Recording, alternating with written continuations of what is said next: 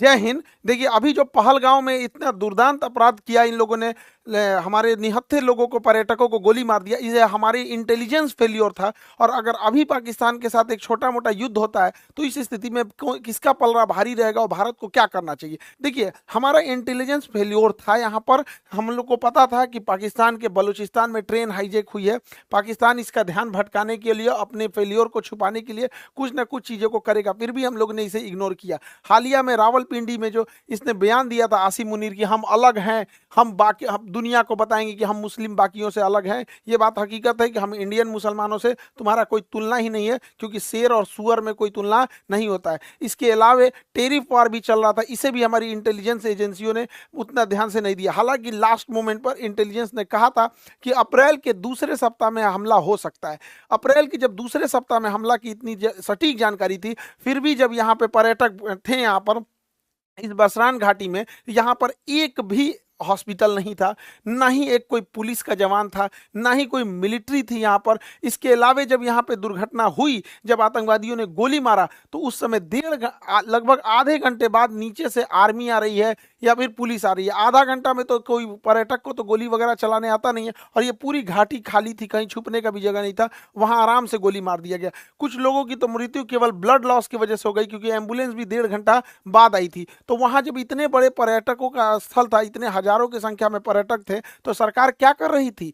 आखिर इतना इंटेलिजेंस मिलने के बाद भी अगर ये आपका भी फेल्योर है, तो सरकार कितने लोगों को सस्पेंड की? हालांकि गवर्नमेंट कई बार क्या होता है, ऐसे लोगों में सस्पेंड नहीं करती, क्योंकि गवर्नमेंट का गलती उजागर हो जाती है। लेकिन आपका गलती उजागर ना हो, इसके लिए आप किसी को सस्पेंड नहीं कीजिएगा, तो आगे फिर ऐसी घटनाएं होंगी यहाँ पर, और इस घटनाओं को ये सब फिर से दोहराएंगे सब।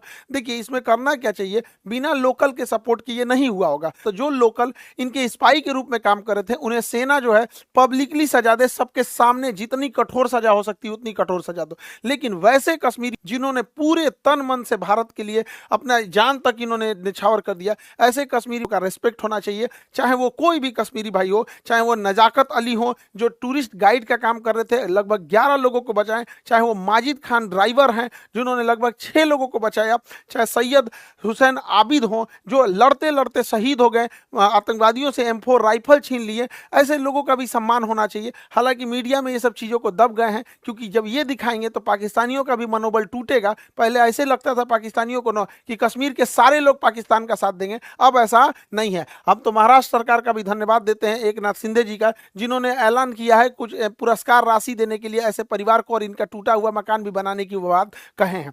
देखिए, इस बार का मामला थोड़ा अलग था। जब ये हमला हो रहा था, तो इससे काफ़ी दूर श्रीनगर है, इससे काफ़ी दूर श्रीनगर, श्रीनगर का लाल चौक का एरिया हमेशा चहल पहल रहता है। लेकिन वो एक हफ्ते तक श्रीनगर की सड़क शटर डाउन रहा, ये दिखाने के लिए कि ये लोग इस घटना में शहीद हुए लोगों की श्रद्धांजलि दे रहे हैं। और जमा मस्जिद के इमाम ने भी पूरे खुल के मंच से भी कहा था कि इस तरह की किसी भी घटना को पाकिस्तान अगर अंजाम देता है तो इस सब चीज़ों को कभी एक्सेप्ट नहीं किया जाएगा। तो इस बार भारत में इस चीज़ों को एकता देखने को मिली है। लेकिन जो लोग इसमें शहीद हुए हैं, चाहे वो पर्यटक हैं, चाहे जो वहाँ के लोकल लोग हैं, उनको भी गवर्नमेंट को सोचना पड़ेगा। तो इनको भी कश्मीर के एरिया में कुछ बागान होंगे, जैसे ड्राई फ्रूट के बागान हो सकते हैं, केसर के हो सकते हैं, या फिर सेब के हो सकते हैं, तो गवर्नमेंट इन्हें अलॉट कर सकती है, या गवर्नमेंट इन्हें पुरस्कार दे सकती है, जिससे कि बाकी के लोग प्रेरित हो गए। कोई DM SP क्यों बनना चाहता है? क्योंकि देखता है कि समाज में उसकी इज्जत है।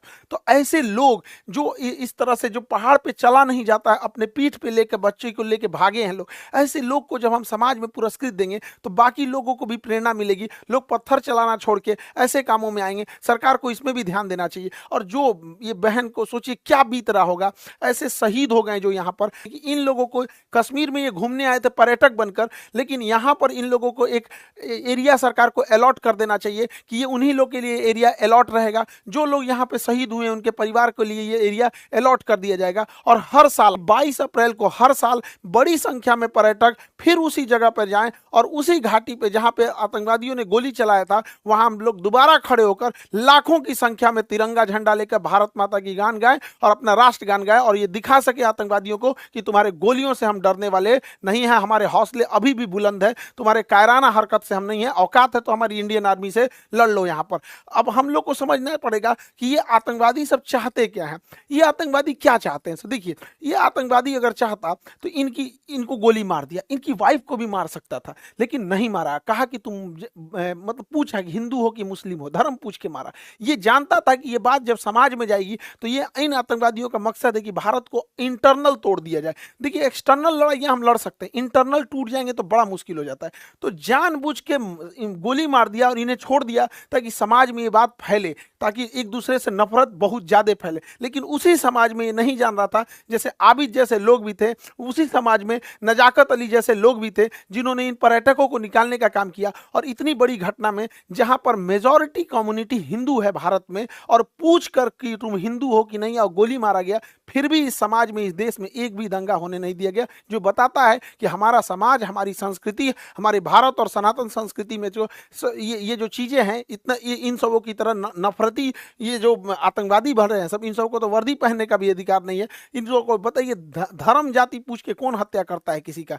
तो ये यही चाहता है कि हम लोग इंटरनल डिस्प्यूट में फंस जाए। दूसरा क्या चाहता है? कोई ना कोई तो इसका मकसद होगा। दूसरा ये चाहता है कश्मीर से पर्यटक हट जाए, इसीलिए ताकि कश्मीर में बेरोजगारी बढ़ जाए, महंगाई बढ़ जाए, तो युवाओं को अपनी ओर ये खींच सकता है। लेकिन हम लोगों को आगे प्रयास करना पड़ेगा और सरकार को भी, ताकि पर्यटन में कभी भी कमी आने नहीं दिया जाए। क्योंकि कश्मीर में जब से पर्यटन बढ़ा है, 370 हटा है, तो जो कश्मीरी को ये लोग 10,000 12,000 दे के पत्थर चलवाते थे, आज वो कश्मीरी पर्यटक में कोई नाव ले जा रहा है, कोई गाइड बना हुआ है, कोई घोड़े से किसी को घुमा रहा है, कोई अपना वहां दुकान चला रहा है। ऐसे करके कोई भी कश्मीरी छोटा मोटा बिजनेस करके 25-30 हजार रुपया अपने कमा रहे हैं।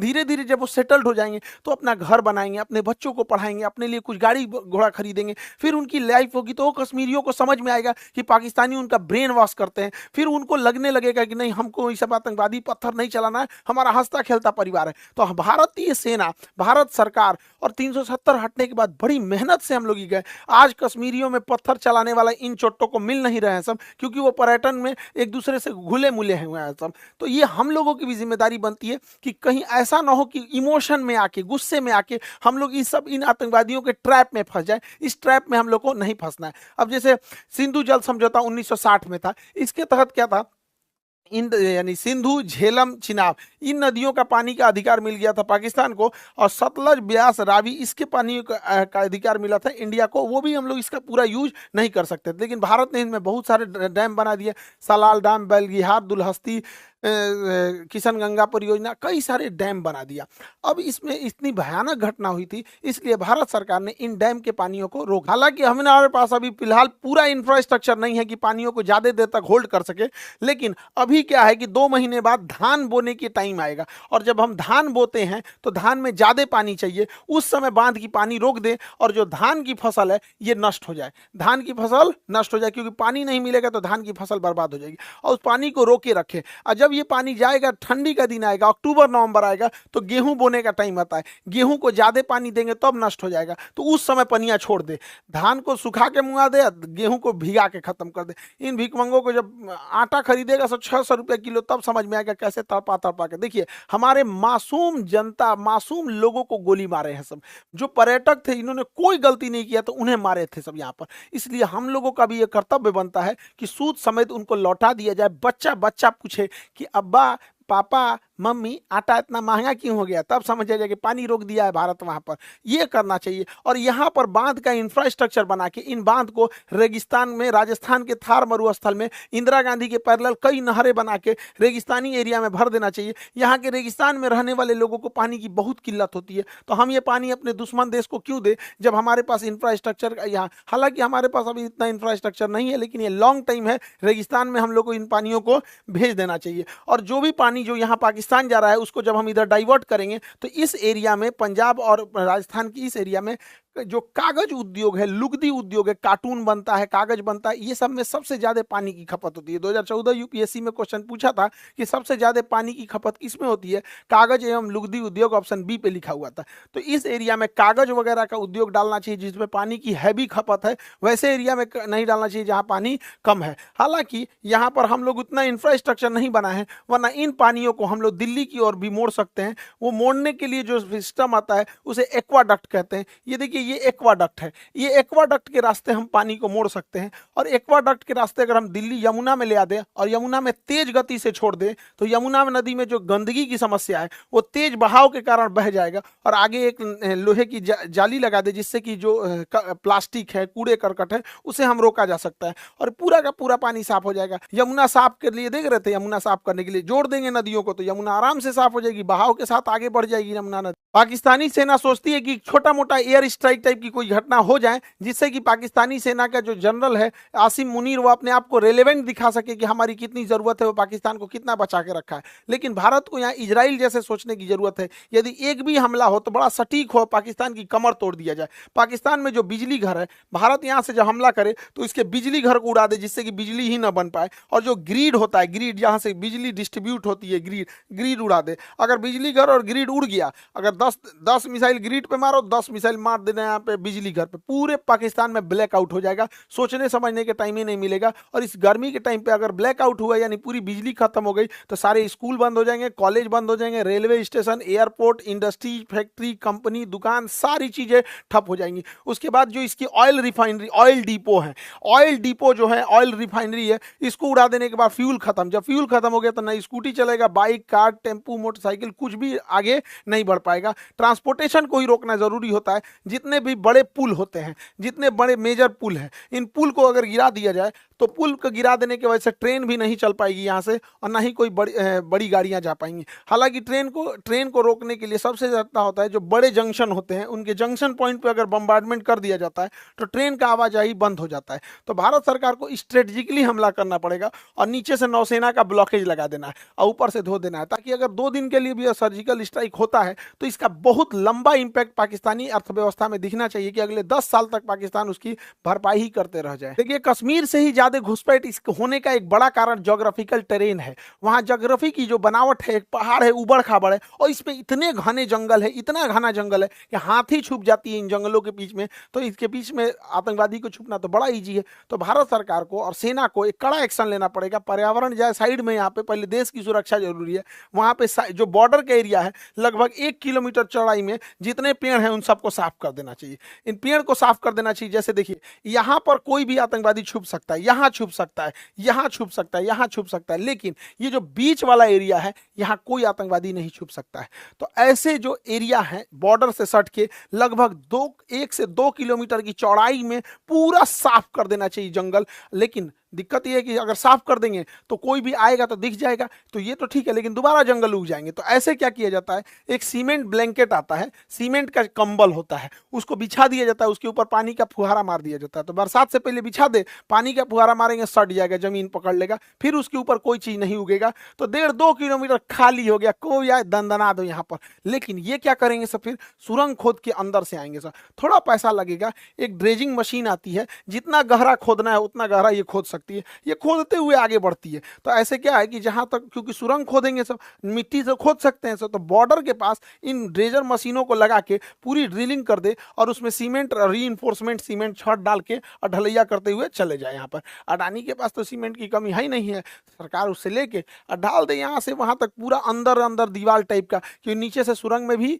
नहीं आ सकता। इससे क्या है कि थोड़े बहुत तक तो हम लोग रोक सकते हैं, ऐसा नहीं है कि कहीं से भी सुरंग खोद के वो आ सकता है। उधर पाकिस्तान का प्रधानमंत्री कहता है कि पानी रोक देने को एक्ट ऑफ वार कहते हैं। रे बैल कहीं का, रोकने से पहले हमको ही पता था, तुम कौन सी एक्ट ऑफ वार करेगा। 71 में हम लोग मारे थे तुमको, 93,000 फौज छोड़ के गए थे। आइए तुम्हारा नया ये है, ये छर्रा को देखिए यहाँ पे, ये उसका पाकिस्तान का नया छर्रा है। ये कह रहा है कि हमसे बिना पूछे पानी रोका गया है, या तो पानी आएगा या तो वहां से नदियां, खून की नदियां आएंगी। सोच रहा तू नहीं, तोरा पिए का पानी घटल है, अगर यहाँ से खून का नदी बहेगा यहाँ पे, पकलोल कहीं का। इस छर्रा को क्या बुझा रहा है, जुमा 8 दिन हुआ इसको राजनीति में हुए। एक यूरोपीय मीडिया हाउस ने पाकिस्तान के रक्षा मंत्री का इंटरव्यू लिया और कहा कि आप लोग तो आतंकवाद को बढ़ावा देते हैं, आतंकवाद का संरक्षण करते हैं, भारत में आतंकवाद भेजते हैं। तो ये बुढ़वा कह रहा है, हाँ हम भेजते हैं, 3 दशक से भेज रहे हैं, 30 साल से, और अमेरिका के और यूरोप पे कहने पर भेज रहे हैं। ये बेचारी अंग्रेज पत्रकार थी, रे बकलोलिया, इसका तो मोए मोए हो गया। पूरा थुथुरे लटक गया इसका। ये सोची थी कि हम पाकिस्तान की बेइज्जती करेंगे, इसी का बेइज्जती कर दिया। इन बैलों, ये बुढ़वा के भरोसे मत रहना, ये डूबते जहाज है सब, कई आदमी को लेके डूबेंगे सब। बेचारी के चेहरे उतर गया यहाँ पे। ये क्या कह रहा है कि हम भारत पर परमाणु बम मार देंगे। तुम पहले भारत पे परमाणु बम मारोगे तो क्या ऐसे तो चला के तो मारोगे नहीं परमाणु बम? किसी जहाज से लेके आएगा, मिसाइल से ले आएगा मारने के लिए, ऐसे तो ले आके नहीं सीधा ने पटक देगा। तो हमारे पास S-400 है। तुम्हारा जहाज उड़ने से पहले, बुढ़ऊ समझ में आ गया चाचा, जहाज उड़ने से पहले S-400 को पता चल जाता है। अगर 400 किलोमीटर के दायरे में कोई जहाज जैसे टेक ऑफ करता है पता चल जाता है, मार के गिरा दिएगा। दूसरा, ये बुढ़वा क्या कहता है ये बुढ़वा कह रहा है कि हम 130 गो मिसाइल परमाणु बम मारेंगे। अरे बैला कहीं का, तुम भारत को मारने के लिए 130 गो परमाणु बम चलाएगा? पूरा एशिया उड़ाना है क्या रे? ये बुढ़ा सठिया गया है।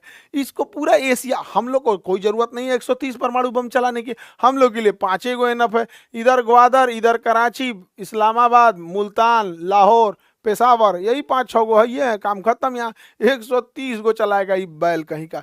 देखिए, भारत सरकार को टेक्टिकली सोचना पड़ेगा कुछ खुफिया तरीके से। देखिए, जो बंदूक की गोलियां होती हैं, अगर इनमें हम साइज थोड़ा सा बड़ा कर दे तो बंदूक के अंदर ही फट जाएगी। तो हम लोग जो पाकिस्तानी जो कश्मीर में गोलियां स्मगलिंग कर रहा है, उसके चेन में घुसना पड़ेगा। हमारी इंडियन आर्मी का एक कवर्ड ऑफिसर उस चेन में घुस जाए गोलियों की सप्लाई वाले में, और उन्हीं 1000 गोलियों के बीच में एक ऐसी गोली डाल दे जिसका साइज थोड़ा सा बड़ा हो। अगर थोड़ा सा साइज बड़ा हो तो बंदूक के अंदर ही फट जाएगा। नहीं तो इन गोलियों को गर्म करके बेच दे। पानी में उबाल देने के बाद इसके अंदर का बारूद काम नहीं करता है, उसके बाद ये गोली चलाएगा तो ठक ठक बोलेगा, गोली नहीं निकलेगा।